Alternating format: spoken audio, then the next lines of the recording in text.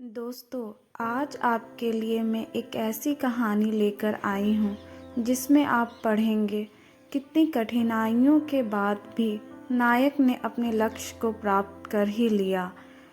एक बार की बात है, पहाड़ों के बीच में एक गांव था जिसमें मुश्किल से 400 लोग रहते थे। उस गांव में एक सरकारी स्कूल था और उस स्कूल का मुआयना करने एक कलेक्टर साहब आए थे।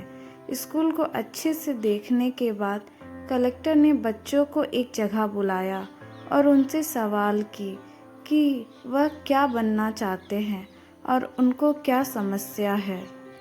स्कूल के बच्चे तो ज़्यादा कुछ बोल नहीं पाए, पर गांव में आई बड़ी गाड़ी को देखकर वह बच्चे जो स्कूल से निकल चुके थे वह भी आ गए और उनमें से एक लड़के ने पूछा, कलेक्टर कैसे बनते हैं। इस बात का जवाब जैसे ही पूरा हुआ, उस लड़के ने फिर पूछा, आप कलेक्टर कैसे बने। कलेक्टर साहब ने उस लड़के को बताया, वह भी जंगल के गांव में रहा करते थे।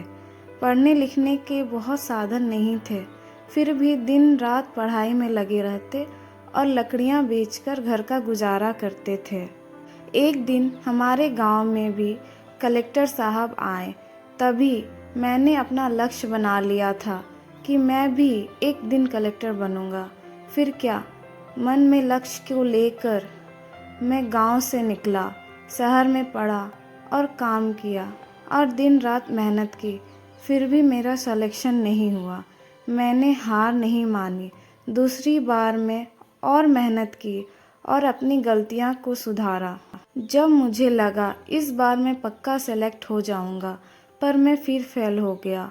मेरे पिता जो गांव में थे उनकी तबीयत खराब रहने लगे और मुझे महीने में 1-2 बार गांव भी जाना पड़ता। पर इस बार मैं अपनी मेहनत को और बढ़ाया। मेरे जीवन में जितनी चुनौती बढ़ती जाती, मैं उतना ही मेहनत करता जाता। मैं एक बार भी अपने लक्ष्य से दूर नहीं गया।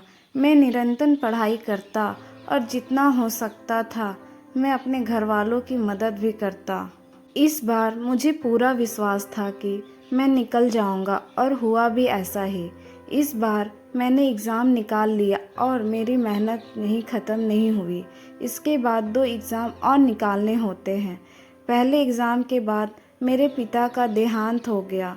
मैं अंदर से टूट गया, पर मैंने अपना संघर्ष कभी नहीं छोड़ा और आज आप लोग देख ही रहे हैं, मैं कलेक्टर बनकर आपके सामने हूँ।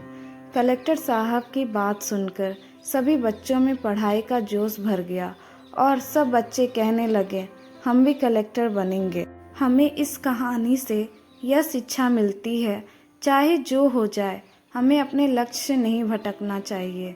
लक्ष्य पाने के लिए हमें बहुत अधिक मेहनत करनी पड़ती है और जितना बड़ा हमारा लक्ष्य होता है उतनी ही मेहनत हमें करनी पड़ती है।